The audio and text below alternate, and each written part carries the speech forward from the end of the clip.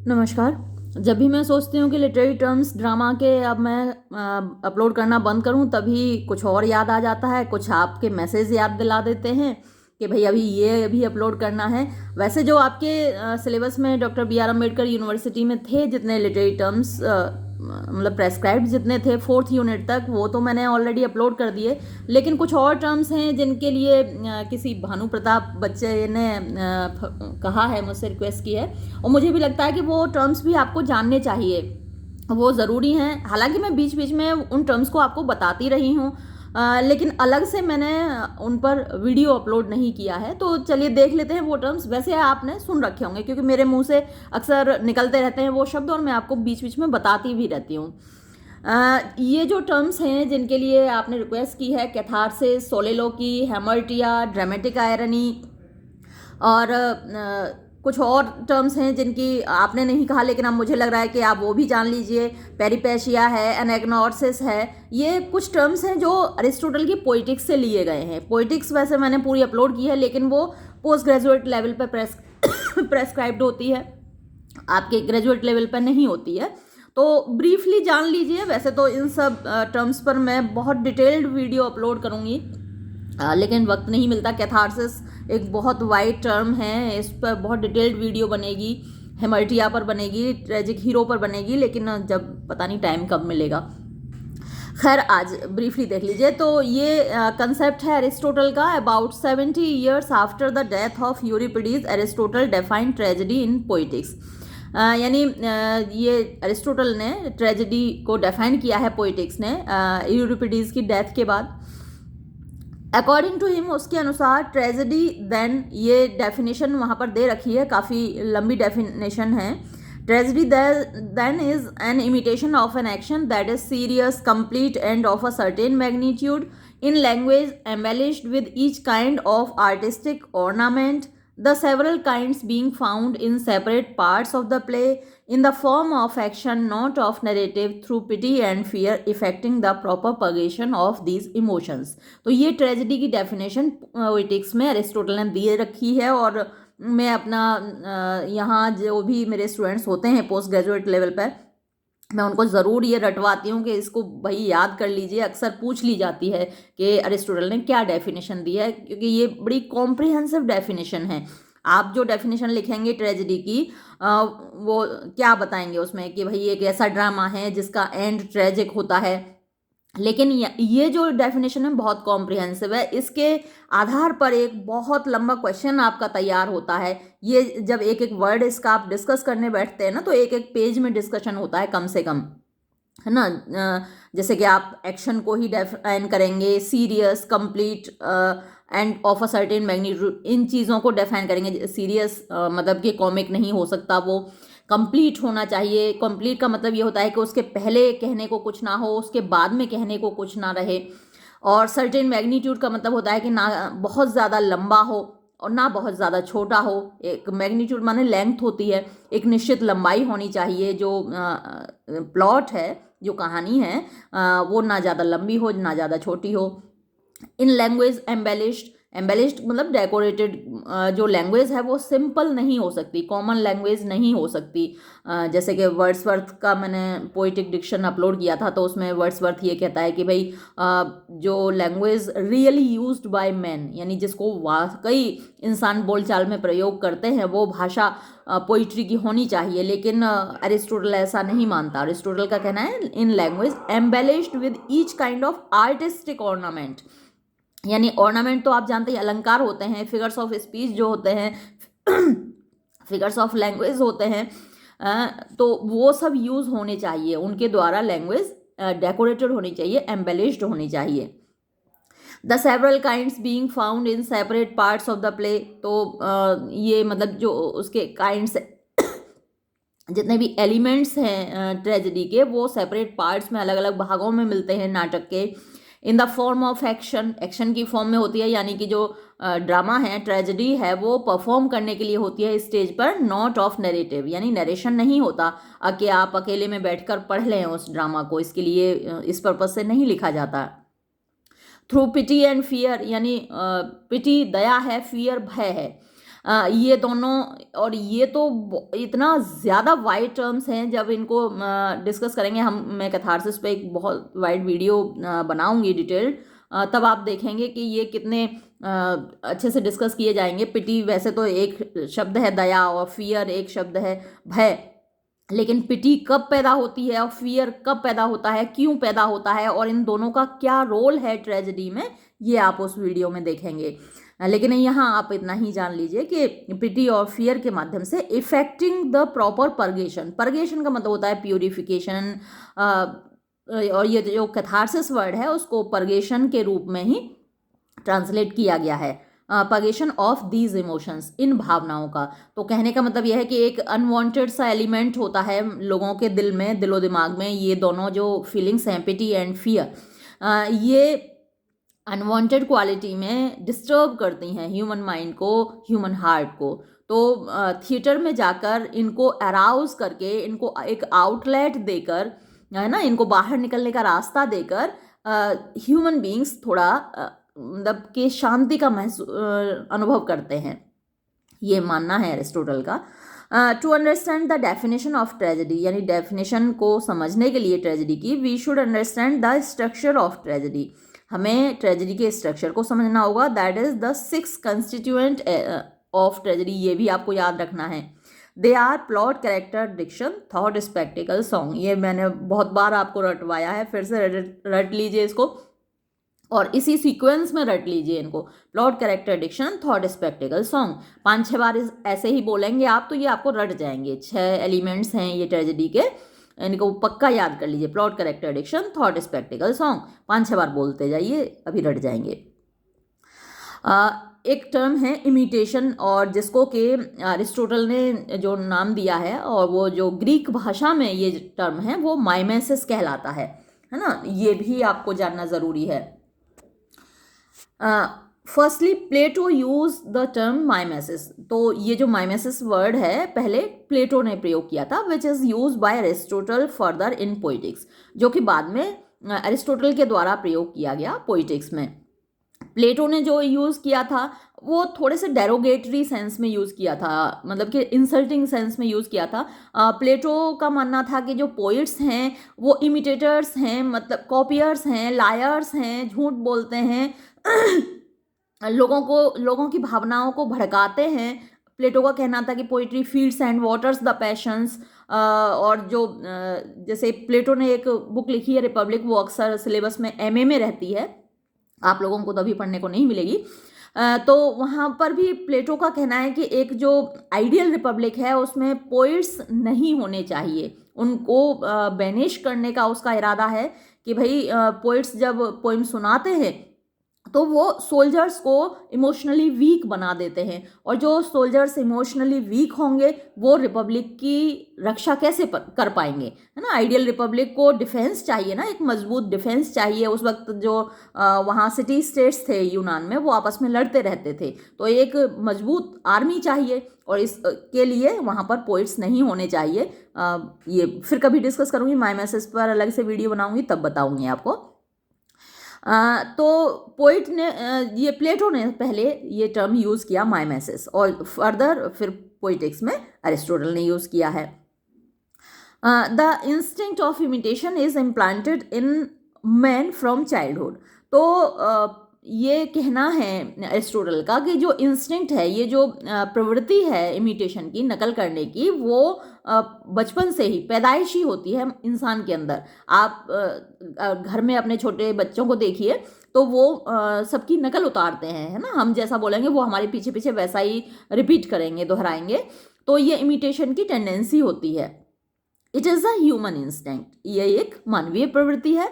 In reference to poetry, यानी poetry के संबंध में, कविता के संदर्भ में, epic poetry, tragedy, comedy, dithyrambic poetry, ये यहाँ से शुरुआत होती है पोइटिक्स की। पोइटिक्स जब आप पढ़ना शुरू करेंगे, मैंने पूरा अपलोड भी किया है, फुर्सत मिले तो देखिएगा, यहाँ से पोइटिक्स शुरू होती है, और वो बताता है कि ये सब जो टाइप्स हैं पोइट्री के, ये माइमेटिक हैं, मतलब इनमें एक समानता है। जितनी भी आर्ट्स हैं उनमें एक सिमिलैरिटी है, वो क्या है कि वो सभी फॉर्म्स हैं माइमेसिस के, यानी इमिटेशन की फॉर्म्स हैं ये सब। There are 3 modes of imitation.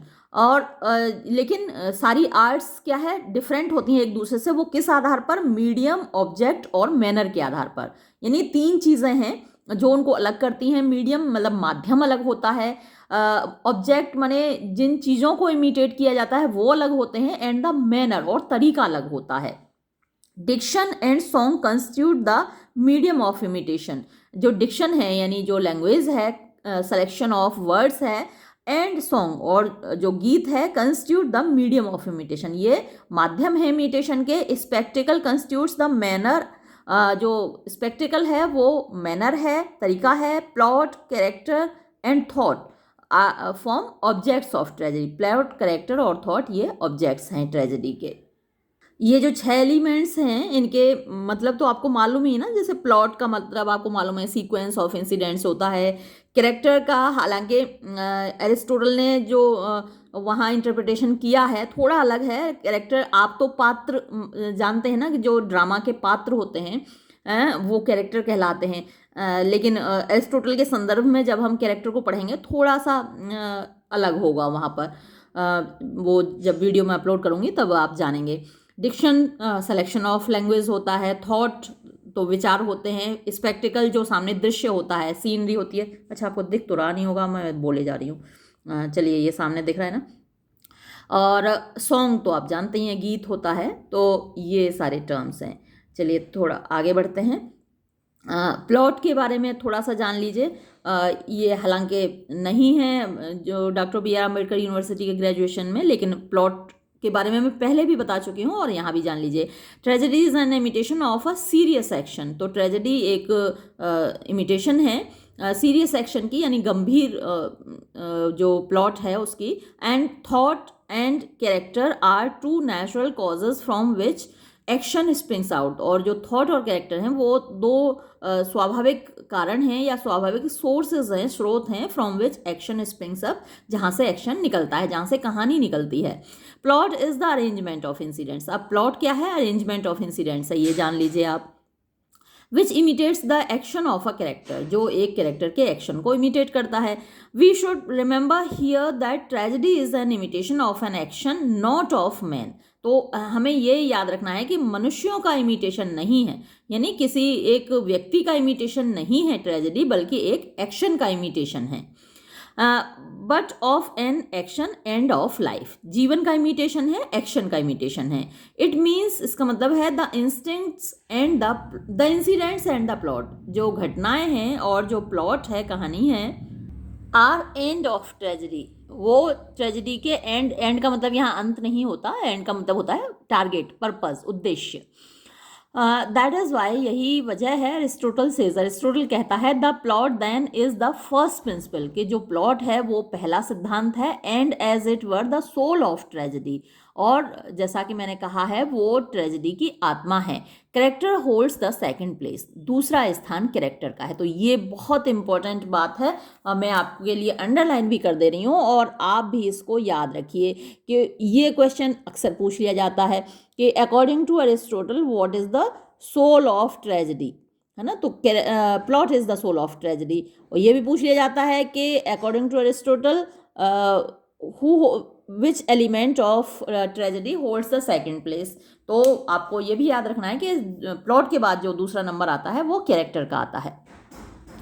The third in order is thought, which is the faculty of saying what is possible and pertinent in given circumstances.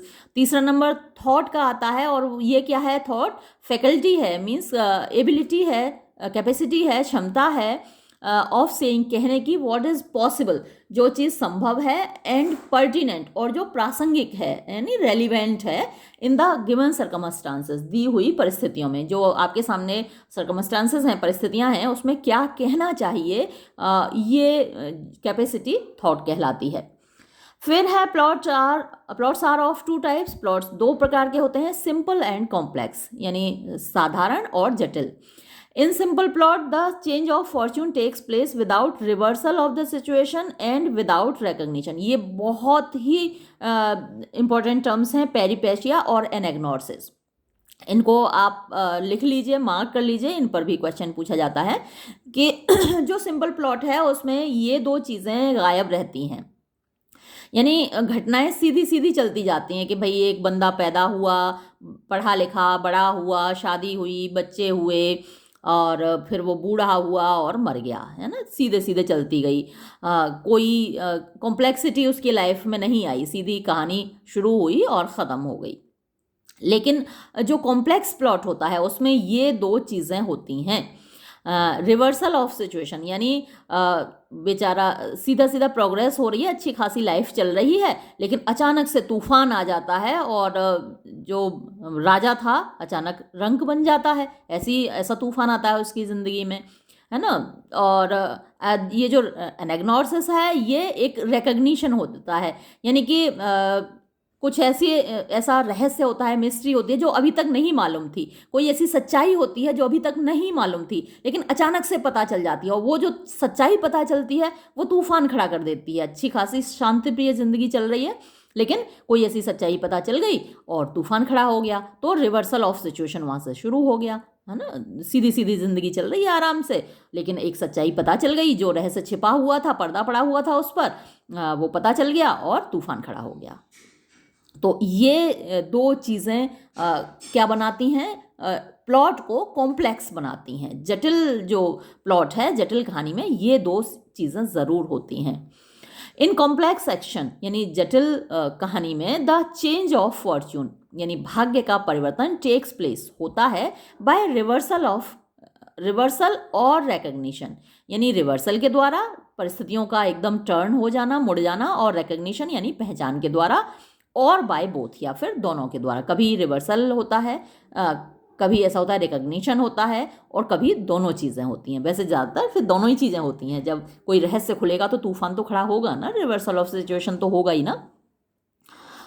जैसे आपने देखा होगा कई बार जो शादी से पहले के अफेयर्स खुल जाते हैं, है ना, तो एकदम तूफान खड़े हो जाते हैं। तो ये उसी प्रकार के रिवर्सल है। आपने रियल लाइफ में भी देखे होंगे, फिल्मों में भी देखे होंगे। तो ये उसी तरीके के हैं। Reversal of situation is a change by which the action turns round to it's opposite. अब ये रिवर्सल ऑफ सिचुएशन क्या है, इज अ चेंज, वो परिवर्तन है जिसके द्वारा जो एक्शन है वो अपोजिट डायरेक्शन में चल देता है। For example in Oedipus Rex, जैसा कि इडिपस रेक्स में है, और ये मैं कई बार आपको इडिपस रेक्स की कहानी सुना चुकी हूँ। आप सुन सुन के भी परेशान हो गए होंगे, और वैसे मैं पूरा अपलोड करूँगी इडिपस रेक्स, यहाँ एमए में सिलेबस में भी लगा हुआ है। बेहद अच्छा ड्रामा है। The messenger comes to cheer him up. अब मैसेंजर क्या है, खुश करने के लिए आता है इडिपस रेक्स को, ये बताने आता है कि भाई तुम्हारे जो माँ बाप हैं गुजर गए, और क्या है कि वो सच्चाई ये है कि वो तुम्हारे माँ बाप थे भी नहीं, ये और बताता है उसको। And free him from the alarms about his mother, और उसको आज़ाद करने आता है कि भाई तुमने जो सोचा था अपने माँ बाप के बारे में कि तुमसे कहीं ऐसा ना हो जाए, तो तुम्हें सोचने की ज़रूरत नहीं है क्योंकि वो तुम्हारे माँ बाप थे भी नहीं। But he comes to know about himself, लेकिन अब यहाँ क्या होता है, एडिपस को अपने बारे में भी पता चल जाता है कि भाई मैं उनका बेटा तो था ही नहीं, अब बेटा किनका है, इन्हीं के हैं जिनको मार डाला पिताजी को। तो recognition is a change from ignorance to knowledge, तो जो रिकग्निशन है वो परिवर्तन है अज्ञान से ज्ञान की ओर। और ज्ञान भी ऐसा होता है कि जो ना ही हो तो ही भला था। वो ऐसा ज्ञान होता है कि तूफान खड़ा हो जाता है, जिंदगी जहन्नुम बन जाती है बेचारे की। फिर है कुछ बच्चों को स्क्रीनशॉट लेना होता है तो भाई देखो ले लीजिए, ना शिकायत रहती है कि आप सामने पेन कर लेते हो और हम स्क्रीनशॉट भी नहीं ले पाते। ले लो भाई स्क्रीनशॉट जिनको लेना है। और चलिए आगे बढ़ते हैं। They bring surprise in the plot and cause suffering, तो ये सरप्राइज का एलिमेंट प्लॉट में लाते हैं और उससे सफरिंग यानी कष्ट पैदा होता है। इन अ प्ले, एक नाटक में, there should be 3 unities, 3 unities होनी चाहिए। इस पर तो मैं अलग से वीडियो बना ही चुकी हूँ, आपने देख ही लिया होगा। The unity of action, the unity of time and the unity of place. According to him the unity of action is the first requirement. It means the यानी ये तो आपने देख ही लिया है। It means the successive incidents are connected together by an inward and causal bond. फिर है ट्रेजिक हीरो। ट्रेजिक हीरो क्या है? A perfect tragedy imitates actions which excite pity and fear. यानी एक परफेक्ट ट्रेजेडी उन एक्शंस को imitate करती है जो कि पिटी और फियर को एक्साइट करते हैं, अराउज करते हैं, जगाते हैं इन भावनाओं को। Pity is aroused by unmerited misfortune. तो दया कब पैदा होती है? जब मिसफॉर्च्यून अनमेरिटेड होता है, मतलब कि वो डिज़र्व नहीं करता। जो हीरो है उसको इतना ऐसी सिचुएशंस का सामना करना पड़ता है जो कि वो डिज़र्व नहीं करता, इतना बुरा उसके साथ नहीं होना चाहिए। वो बुरा व्यक्ति नहीं है, कुछ गलतियां उससे हुई हैं, उसके कैरेक्टर में कुछ कमियां हैं, लेकिन बेसिकली वो बुरा आदमी नहीं है।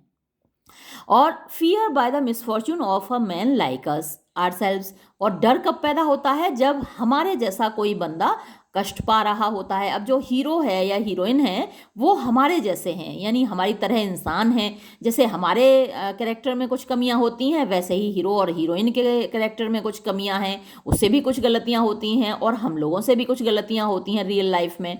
तो हम उसके साथ अपने आप को आइडेंटिफाई कर लेते हैं कि कहीं और हमारे साथ भी ऐसा ना हो जाए, ये कमी तो हमारे अंदर भी है। अब जैसे मैकबेथ ओवर एम्बिशियस है, और एम्बिशन तो हम लोगों के अंदर भी होती है ना, हम सभी एम्बिशियस होते हैं। या फिर जो ओथेलो है वो जल्दी विश्वास कर लेता है लोगों पर, और वो हम भी कर लेते हैं, लोगों पर विश्वास कर लेते हैं। तो हमें लगता है कि जैसे उसने धोखा खाया विश्वास करके यागो पर, कहीं ऐसा ना हो कि वो ऐसा हमारे साथ भी हो। हालांकि यागो पर तो उसने बहुत विश्वास किया, लेकिन अपनी बीवी पर बिल्कुल विश्वास नहीं किया। ये उसकी थोड़ी कमी थी। जब यागो पर इतना विश्वास कर ले तो थोड़ा अपनी बीवी पर भी कर लेता, थोड़ा पता ही कर लेता कि अफेयर है भी कि नहीं, सीधा सीधा मार दिया।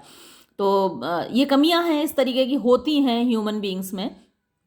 तो हमको लगता है कि ऐसी कमियां हमारे अंदर भी हैं।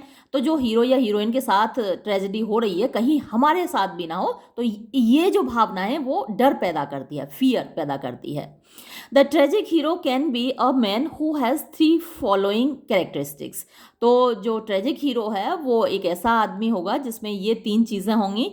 He should not be eminently good and just. यानी वो आदमी ऐसा नहीं होना चाहिए जो कि एमिनेंटली शुड नहीं, शुड बी होना चाहिए भाई। ये जो व्यक्ति है अच्छा होता है। उसमें क्या है, एरिस्टोटल ने ये कहा है कि ये नोट तो आप काट दीजिए, वो अच्छा होता है।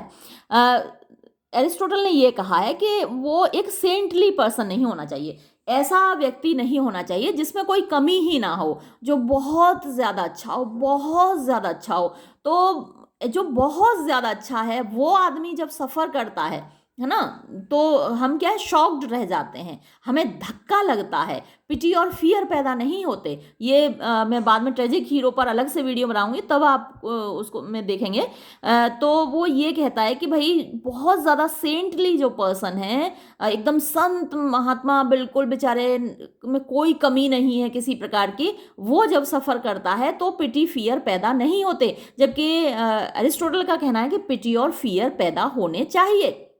तो जो बहुत ज़्यादा अच्छा है, परफेक्ट एक सेंट है, वो हीरो नहीं हो सकता। लेकिन जो हीरो है वो अच्छा आदमी होना चाहिए, बेसिकली अच्छा होना चाहिए, लेकिन उसके कैरेक्टर में कुछ कमियां होनी चाहिए। तो एमिनेंटली की जगह आप अगर परफेक्टली कर देंगे, है ना, तब तो यहाँ नोट लगा सकते हैं। मेरी बात आपको समझ में आ रही होगी। और अगर और ज़्यादा आपको डिटेल में देखना है तो अरिस्टोटल की पोइटिक्स मैंने पूरी अपलोड की हुई है, वो देख लीजिएगा कि वहाँ एक्चुअली उसने क्या शब्द प्रयोग किए हैं। वैसे मैंने आपको बता दिया कि उसका कहना ये है अरिस्टोटल का कि कंप्लीट सेंट नहीं हो सकता, और एक कंप्लीट विलेन भी नहीं हो सकता हीरो, जिसके अंदर कमियां ही कमियां हो, अच्छाइयां ना हो। तो जो हीरो होगा वो इन दो एक्सट्रीमिटीज़ के बीच में होगा, यानी ना बहुत ज़्यादा अच्छा और ना बहुत ज़्यादा ख़राब। ठीक है। तो वो क्या है, चलिए, एक तो ही मैंने काट दिया नोट वैसे तो, लेकिन मैंने बात आपको समझा दी, आपको समझ में आ गई होगी। He must be one who is above अस। हाँ, वो एक ऐसा बंदा होना चाहिए जो हमसे थोड़ा ऊपर हो, यानी कोई राजा हो, राजकुमार हो, जैसे कि इडिपस रेक्स है, राजा है, हेमलेट है, वो राजकुमार है, मैकबेथ है, वो आर्मी का जनरल है, ओथेलो है, वो भी एक आर्मी का जनरल है, तो या किंग लियर है, वो भी एक राजा है। तो इस तरीके के कैरेक्टर्स होने चाहिए एबव अस, हमसे थोड़ा ऊपर। He should be true to life, और वो जीवंत होना चाहिए, मतलब कि देखने में रियलिस्टिक लगे, है ना, एकदम से इस दुनिया से बाहर का बंदा ना लगे, कोई देवी देवता नहीं होना चाहिए, इंसान होना चाहिए हमारे जैसा, ट्रू टू लाइफ। उसके वो हमसे थोड़ा ऊपर हो, लेकिन कुछ कमियां हों उसके अंदर हमारे जैसी। ठीक है, द ट्रेजिक हीरो हैज़ हेमर्टिया, एक ये टर्म आपने रिक्वेस्ट किया है, और हेमर्टिया मैं कई बार आपको वैसे बता चुकी हूँ कि हेमर्टिया या फिर हेमर्शिया भी बोलते हैं कुछ लोग इसको, वैसे तो जो प्रॉपर प्रोनाउंसिएशन इसका हेमर्टिया ही है। ये एक कमी होती है। हेमर्टिया इज़ अ ग्रीक वर्ड। हेमर्टिया एक यूनानी शब्द है which means missing the mark, जिसका मतलब होता है कि जो मार्क है, जो टारगेट है, वो आपने मिस कर दिया, यानी तीर जहाँ चलाना था वो तीर वहाँ नहीं लगा, थोड़ी अपनी जगह से हटकर लगा, टारगेट से हटकर आपका तीर लगा। तो मतलब कि आपसे गलती हुई है ना, जो हीरो है उससे कुछ गलती हुई, उसने मार्क को मिस किया, है ना, उस जहाँ तीर उसको मारना था वो नहीं मारा। It is an error of judgment, और ये क्या है, एक एरर है, एक गलती है ऑफ जजमेंट, यानी आपके विवेक की, आप ढंग से चीज़ों को पहचान नहीं पाए। जैसे इडिपस रेक्स को वापस जाना चाहिए था, ओरेकल ने कह दिया कि साहब तुम अपने बाप को मार के माँ से शादी करोगे, और वो फिर अपने घर ही नहीं गया, तो थोड़ी सी गलती थी ना उसकी। और फिर उसके बाद ये ध्यान रखना चाहिए था कि अपने उम्र से बड़े किसी व्यक्ति की हत्या नहीं करनी है मुझे, और अपनी उम्र से बड़ी किसी महिला से शादी नहीं करनी है ना। जब ओरेकल की भविष्यवाणी आपने सुन ली, तो फिर इन चीज़ों पे आपको थोड़ा अमल करना चाहिए था ना, कि भाई किसी बूढ़े आदमी को मैं नहीं मारूंगा अपनी ज़िंदगी में, और किसी अपनी उम्र से बड़ी महिला से शादी नहीं करूंगा, और दोनों ही गलतियां आपने की। तो ये क्या हुआ, एरर ऑफ जजमेंट हुआ, मिसिंग द मार्क हुआ, हेमर्टिया हुआ, आपने गलती की, आपने चीज़ों को नहीं पहचाना, आप लौट के अपने घर नहीं गए, घर छोड़ के भाग गए, दूसरे राज्य में चले गए, और जो आपके असली माँ बाप थे वहाँ पहुँच गए। तो ये क्या है, हेमर्टिया हुआ। द हीरो फॉल्स, जो हीरो है उसका वो गिरता है, उसका विनाश होता है, not because of his vice, उसकी बुराई की या फिर विलेनस, इसलिए नहीं कि वो दुष्ट है ना, या उसके अंदर कुछ बुराई है, but because of his miss calculation, बल्कि उसके वो क्या करता है, मिस कैलकुलेशन करता है, यानी गलत अंदाज़ा लगाता है ना, परिस्थितियों का आकलन ढंग से नहीं कर पाता। It is a tragic flaw, ये एक ट्रेजिक फ्लॉ है, एक कमी है in the character of the hero, जो हीरो है उसके चरित्र में। It is not his moral failing, ये उसका नैतिक गलती नहीं है, वो मीन्स इमोरल व्यक्ति नहीं है, अनैतिक व्यक्ति नहीं है। एक तो यह है कि उसने जानबूझकर ऐसा नहीं किया है, क्योंकि उसके बारे में तो पहले से ही भविष्यवाणी हो गई थी, एक तरीके से वो भाग्य के हाथ की कठपुतली भी था। लेकिन शायद वो अपना भाग्य बदल सकता था, कुछ चीज़ों पर अमल करता, जैसे मैंने अभी आपको बताया कि वो अगर ये सोच लेता कि मुझे ज़िंदगी में अपने से बूढ़े व्यक्ति को अपने हाथ से नहीं मारना है, या अपने उम्र से बड़ी महिला से शादी नहीं करनी है, तो शायद वो अपना भाग्य बदल भी सकता था। ठीक है, अब आता है अगला टर्म, कैथारसिस। ये भी एक बहुत वाइड टर्म है, इस पर बहुत बड़ी वीडियो बनेगी, कम से कम 2 घंटे की एक, लेकिन अभी आप ब्रीफली इसको जान लीजिए। कैथारसिस वही फंक्शन है जो हम अभी पिटी और फियर की बात कर रहे थे। Aristotle's theory of catharsis is definitely a great theory. Aristotle का जो सिद्धांत है कैथारसिस का, वो निश्चित रूप से एक महान सिद्धांत है। चलिए इसका भी आप स्क्रीनशॉट ले लीजिए, ठीक है, कैथारसिस वाले पार्ट का। तो ये जो सिद्धांत है एक महान सिद्धांत है, in the field of literary criticism, जो साहित्यिक समालोचना के क्षेत्र में। द डेफिनेशन सेज, ये जो डेफिनेशन है अभी जिससे शुरुआत की थी हमने इस वीडियो की, तो उसमें कहा गया है that through pity and fear effecting the proper purgation of these emotions, कि पिटी और फियर को उकसा कर, इनको अराउज करके एक प्रॉपर परगेशन इन इमोशंस की पैदा करती है ट्रेजेडी। तो ये फंक्शन है ट्रेजेडी का। कैथारसिस क्या है? फंक्शन है ट्रेजेडी का। ट्रेजेडी का काम क्या है? कैथारसिस लाना, यानी जो ऑडियंस है उनके अंदर दया और भय की भावनाओं को पैदा करना, उन भावनाओं को एक आउटलेट देना और उनको उनके हृदय से बाहर निकाल कर, ये वो जो अनवांटेड एलिमेंट है इन भावनाओं का, हालांकि दया और भय हमेशा रहते हैं हमारे दिल में, लेकिन अब वो जो अननेसेसरी क्वांटिटी है उनकी, उसको आउटलेट मिलना चाहिए, वो निकल जाए तो एक शांति मिलती है। वो शांति हमारे मन के अंदर होनी चाहिए जब हम ट्रेजेडी देखकर बाहर निकलें थिएटर से। ये कहने का मतलब है अरिस्टोटल का, ये फंक्शन है ट्रेजेडी का। द वर्ड परगेशन, जो शब्द परगेशन है, वॉज डिफाइंड, इसको परिभाषित किया गया, एंड इलस्ट्रेटेड, और इसके उदाहरण दिए गए बाय वेरियस क्रिटिक्स, बहुत सारे आलोचकों के द्वारा, इन एवरी सेंचुरी, हर शताब्दी में, बट दे ऑल एक्सेप्ट, लेकिन वो सभी ये बात स्वीकार करते हैं दैट ट्रेजेडी प्रोड्यूसेस, के ट्रेजेडी पैदा करती है अ सेफ आउटलेट, एक सुरक्षित आउटलेट माने निकास, फॉर डिस्टर्ब्ड पैशंस, डिस्टर्ब जो परेशान भावनाएं हैं या परेशानी पैदा करने वाली भावनाएं हैं, उनको बाहर निकालती है, एंड लीव द मैन, और मनुष्य को छोड़ती हैं इन काम and healthy state of mind, यानी एक शांति से भरे हुए और स्वस्थ कंडीशन में, दिमाग की जो हमारी कंडीशन होती है जब हम थिएटर से निकलते हैं बाहर, मूवी कोई देखकर निकलते हैं, ऐसी ट्रेजिक मूवी, तो हम बड़े पीस ऑफ माइंड होती है हमारे अंदर, काम होते हैं, शांत होते हैं। बिसाइड्स इट, इसके अलावा the tragedy produces the pleasure proper to it, tragedy पैदा करती है एक ऐसा आनंद जो कि उचित है, यानी हम जो ट्रेजेडी देखकर रोते हैं, हीरो के साथ हम भी कष्ट पाते हैं, हम भी उसके साथ रोते हैं, हीरोइन के साथ रोते हैं, लेकिन उस रोने में एक आनंद मिलता है हमको। हम वहाँ पर परेशान होने थोड़ी जाते हैं, थिएटर में जाते हैं, पैसा खर्च करते हैं, 500 रुपये का टिकट खरीदते हैं, तो वहाँ परेशान होने थोड़ी जाते हैं, हम दुखी होने थोड़ी जाते हैं। वो दुखी होना, वो रोना हमारा हमको आनंद देता है, हमको खुशी देता है। हम वहाँ से जब निकलते हैं तो थोड़ा हमारे मन को शांति मिलती है, इसलिए हम वहाँ पैसे खर्च करके जाते हैं।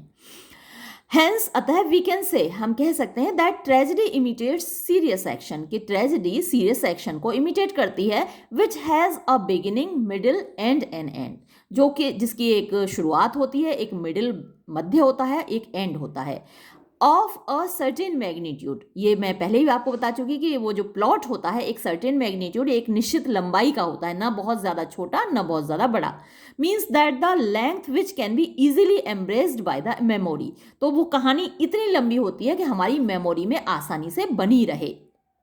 इन लैंग्वेज एम्बेलिश्ड, जो लैंग्वेज एम्बेलिश्ड का है, मीन्स इसका मतलब है that it should have rhythm, harmony and song, उसमें रिदम होनी चाहिए, हारमोनी लय होनी चाहिए, सॉन्ग होने चाहिए। It should not be in form of narration but in the form of action, तो ये जो है फॉर्म ऑफ, मतलब एक्शन की फॉर्म में होनी चाहिए, यानी कि संवाद उसमें होने चाहिए, डायलॉग्स उसमें होने चाहिए, ताकि उसको परफॉर्म किया जा सके स्टेज पर, ना कि कहानी नरेट की जाए, सुनाई जाए। तो इसमें आपके मेरे हिसाब से जो आपने मुझसे कहा है, रिक्वेस्ट किया है, तो कैथारसिस हो गया, हेमर्टिया हो गया, है ना, और ये कुछ और भी टर्म्स मैंने आपको बता दिए, पेरिपेशिया एंड एग्नोसिस। अब क्या रह गया? सोलिलोकी और ड्रामेटिक आयरनी। चलिए इनको भी देखते हैं। यहाँ इस बुक में तो नहीं है, 2-3 बुक्स मैंने देख ली, मतलब है तो मेरे पास, लेकिन बहुत ज़्यादा डिटेल में है और आपको छोटा सा चाहिए। वैसे तो आपने मेरे साथ ओथेलो पढ़ा है, मैकबेथ पढ़ा है, हेमलेट पढ़ रहे हैं, तो उनमें सब में सोलिलोकीज भरी पड़ी हैं और मैंने आपको नोट भी कराई हैं। तो सोलिलोकी जैसा कि आप जानते हैं, सोलिलोकी इज़ अ मोनोलॉग, मतलब ये एक तरीके से मोनोलॉग है। मोनो माने अकेले, लॉग माने बात करना, तो अकेले में बात करना, अपने आप से बात करना, इन विच जिसमें कि अ कैरेक्टर स्पीक्स आउट, एक जो पात्र है बोलता है इन अ लाउड वॉइस, जोर की आवाज़ में, व्हेन ही इज़ अलोन, जब वो अकेला होता है। इन दिस वे, इस प्रकार ऑडियंस कैन नो, ऑडियंस जान सकते हैं what is happening next in the play, कि इस नाटक में आगे क्या होने वाला है। अच्छा, सोलिलोकी और एसाइड, ये दो चीज़ें यूज़ होती हैं ड्रामा में, आपने अक्सर देखी होंगी। सोलिलोकी जब भी आप देखते हैं, और मैंने आपको बार बार नोट करवाया है कि देखिए अब ये सारे कैरेक्टर्स यहाँ से चले गए, हेमलेट अकेला बचा है, तो अब जो वो अपने आप से बोल रहा है, अब जो ये डायलॉग आप देख रहे हैं वो हेमलेट अपने आप से बोल रहा है, और तो ये क्या है, सोलिलोकी है। और जो एसाइड होता है, एसाइड में क्या है, दूसरे कैरेक्टर्स भी वहाँ पर होते हैं, लेकिन वो एसाइड जहाँ लिखा होता है उसका मतलब वो आपको बता रहा है, एक तरफ मुंह करके आपको बता रहा है, और जो बाकी कैरेक्टर्स हैं वो इस बात को नहीं सुन रहे हैं, ऑडियंस इस बात को सुन रही है, बाकी कैरेक्टर्स नहीं सुन रहे हैं। सोलिलोकी में वो अकेला होता है और तब अपने आप से जोर जोर से बोल रहा होता है और आप सुन रहे होते हैं, तो ये थोड़ा डिफरेंस है। और ये देखिए एग्जाम्पल, एक बिटिया ने कहा है कि भाई मैम उन्हीं ड्रामाज में से आप एग्जाम्पल दिखाया करो जो हमने पढ़े हैं, और ओथेलो, वो ओथेलो तो आपके सिलेबस में था ही, वैसे मैंने तो मैकबेथ भी अपलोड किया है, हेमलेट भी अपलोड किया है, तो उनमें भी ये एग्जाम्पल्स खूब मिलते हैं। अब यहाँ पर ये देखिए कि रोडेरिगो और इयागो की बातचीत चल रही है। अब यहाँ पर ये एग्जिट रोडेरिगो, रोडेरिगो यहाँ से चला गया, अब बचता है यहाँ पर इयागो अकेला। तो अब जो ये बोल रहा है, thus I ever make my fool my purse, कि इस तरीके से ये जो बेवकूफ़ लोग हैं इनसे मैं अपना पर्स बनाता हूँ, मतलब कि ऐसे बेवकूफ़ों को, रोडेरिगो जैसे बेवकूफ़ लोगों को लूट कर मैं अपना पर्स भरता हूँ।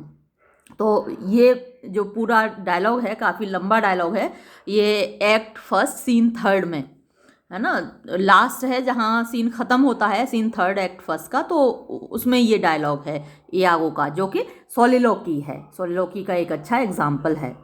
ये देखिए आगे, इतना लंबा सोलिलोकी है, ये पूरा अकेले में बोल रहा है ना, सीन थर्ड यहाँ ख़त्म होता है इसके साथ, ये सोलिलोकी के साथ। तो आप ये कोट कर दीजिएगा, आपको जब लॉन्ग आंसर लिखना है तो ये एग्जाम्पल्स आप इस तरीके से दे दीजिएगा कि रोडेरिगो चला जाता है, उसके बाद इयागो अपने मन की बात जोर जोर से कहता है, जो कि ऑडियंस सुन रहे हैं, वो अकेले में बोल रहा है, कोई नहीं है वहाँ पर, लेकिन ऑडियंस को सुना रहा है। इससे हमको पता चलता है कि वो किस तरीके का व्यक्ति है और आगे ये क्या करेगा। देखिए यहाँ आगे ये भी तो हमें सुनाई दे रहा है कि Cassio is a proper man, और लेट मी सी नाउ, अब मैं देखता हूँ, to get his place and to plume up my will in double knavery, ये सब आगे का कैसे प्लान कर रहा है, और हमको ये भी पता चला कि क्या क्या हुआ है ना, जो कि यहाँ डायलॉग्स के माध्यम से नहीं बताया गया था, लेकिन इयागो की सोलिलोकी के माध्यम से हमें इतनी सारी चीज़ें यहाँ पता चल रही हैं इस वाली सोलिलोकी में। तो ये फंक्शन है सोलिलोकी का, ये सब आप अपने आंसर में लिख दीजिएगा अगर लॉन्ग आंसर लिखना है तो। ये दूसरा एग्जाम्पल देखिए, तब से वीडियो चल रहा था क्या? अच्छा, पता नहीं मुझे, रुक क्या था कि चल रहा था। मैं लेकिन आपको दूसरा एग्जाम्पल दिखाती हूँ एसाइड का। अभी आपने जो सोलिलोकी का देखा, वहाँ पर रोडेरिगो चला गया था, उसके बाद इयागो अपने आप से बात कर रहा था।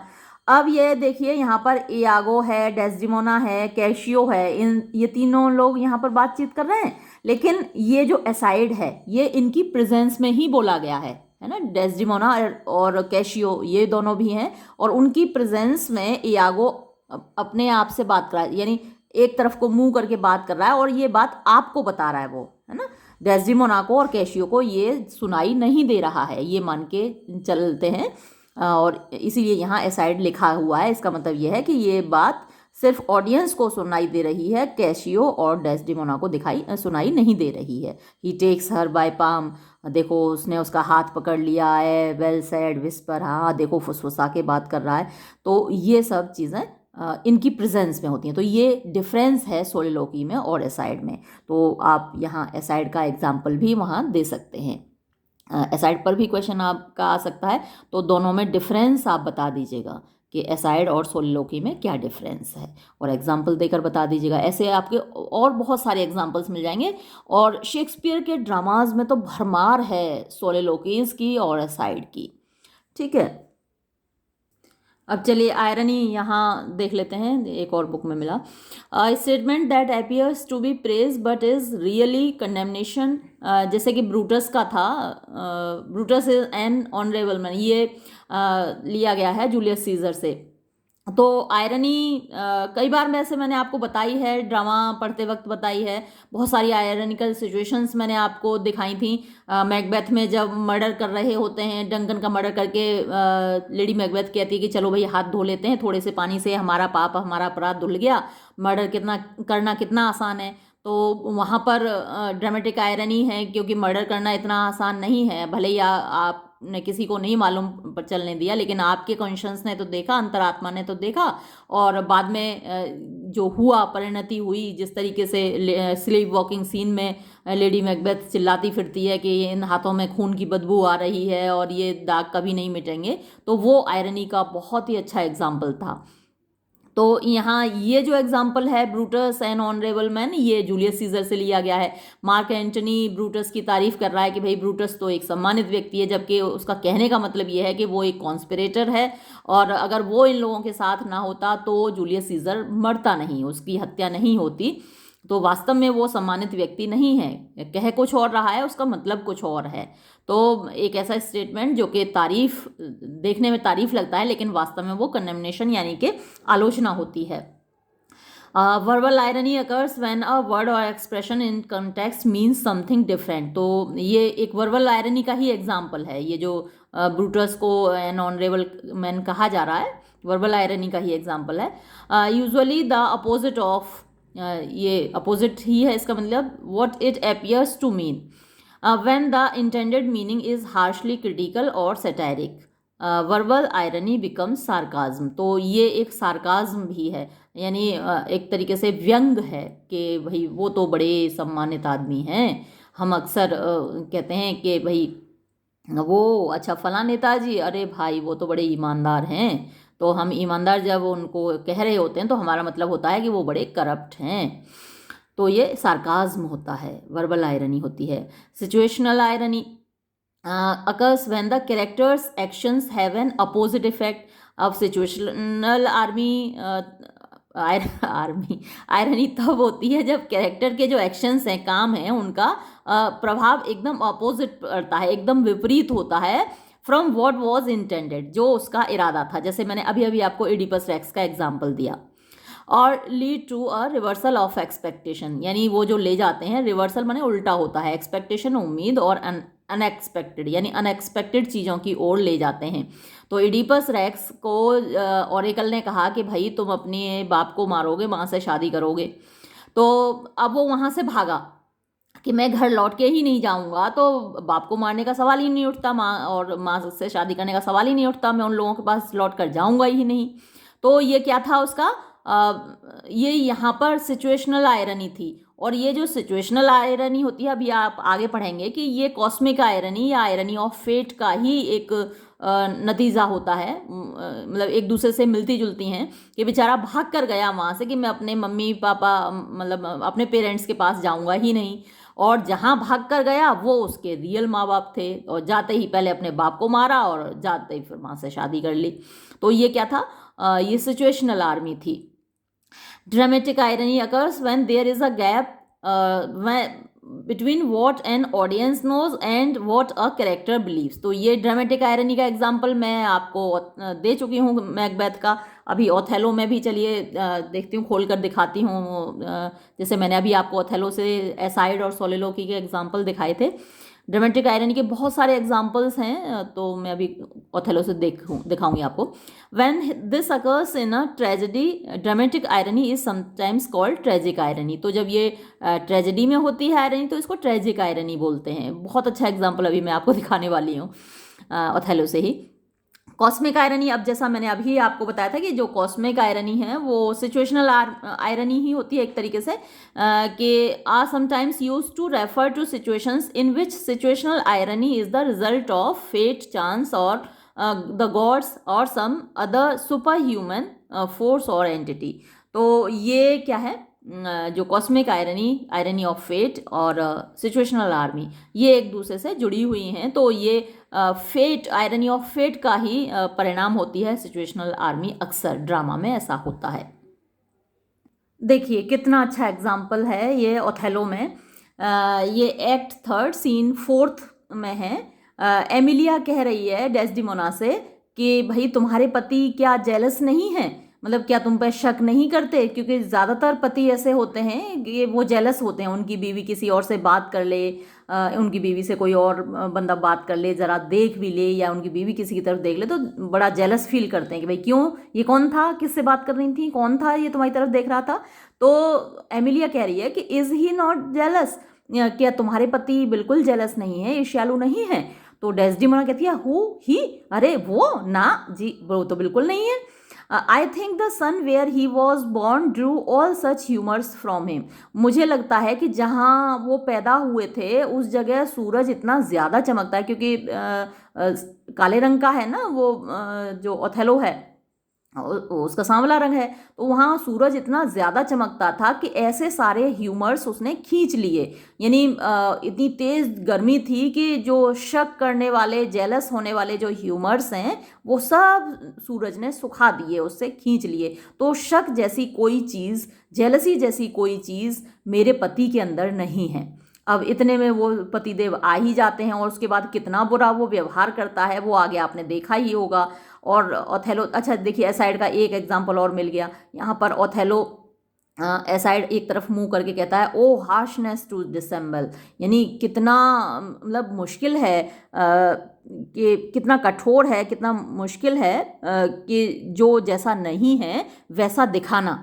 यानी कि उसको लग रहा है कि जो डेस्डिमोना है वो नाटक कर रही है पवित्र होने का, जबकि उसका अफेयर चल रहा है। या फिर वो खुद के लिए भी हो सकता है कह रहा हो, क्योंकि वो तो एकदम नफरत से भर चुका है, जेलसी से भर चुका है अपनी पत्नी के प्रति। और यहाँ पर वो कह रहा है हाउ डू यू डेस्डिमोना, कैसी हो डेस्डिमोना, बड़े प्यार से कह रहा है, जबकि अंदर से नफरत से भरा हुआ है। तो दोनों के ही लिए ये वर्ड यूज़ हो सकता है, ओ हार्डनेस टू डिसेंबल। तो ये एक और एग्जाम्पल आपको एसाइड का भी मिल गया, और ये एग्जाम्पल आयरनी का था। यानी वो तो कह रही कि मेरा पति बिल्कुल शक नहीं करता, बहुत अच्छा है, और पति अभी आके बहुत बुरा व्यवहार उसके साथ करेगा। तो ये हुए आपके आयरनी। ठीक है, काफ़ी बड़ा वीडियो हो गया। और भी टर्म्स हैं, टर्म्स तो इतने ज़्यादा हैं कि कितने भी वीडियो उन पर अपलोड किए जा सकते हैं, तो वो मैं आगे और करूँगी। अभी तक भी बहुत सारे करीब 100 टर्म्स तो मैं अपलोड कर ही चुकी होंगी, बहुत सारे हो गए। खैर चलिए ये वीडियो यहीं ख़त्म करते हैं। धन्यवाद।